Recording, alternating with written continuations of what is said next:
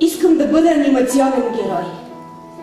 Искам някой да ме рисува, да мисли с моята глава, да говори с моята уста, да стана участник в комикс.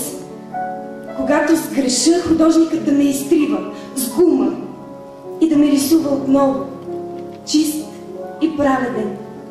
Искам да бъда част от матрицата и когато стане опасно да се скривам в редицата от еднакви бутончета, колелца и бурмички.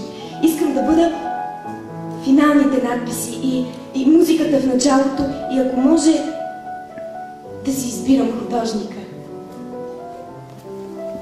В него ще те скрия, за да ми отвориш. Когато онзи вън ме разрани до кръв, като омаляла обувка ходилото на момиче, което никак не иска да порасва. Ще ти посадя липа, жасмин и люлик. Ще ти родя слънце.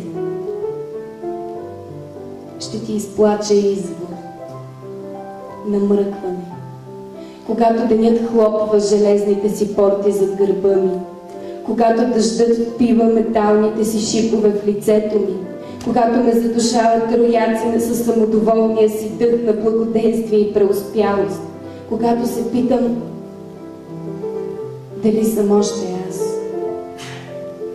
и дали ще ме чакаш в моя измислен свят, в който непременно ще те скрия някой ден, за да ми напомняш, че ме има.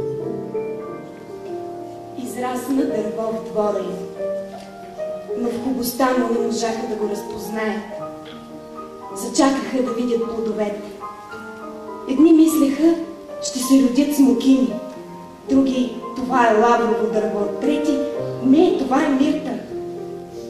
Настъпи спор и разпри помежду им. А после някой каза, дайте да го отсечем и да посадим друго на негово място. Взеха сатъри, братви и почнаха да удрят. Но то не падаше. Чудеха се. По-късно огънаха част от клоните му, на изток и на запад, и от една страна на север огънаха.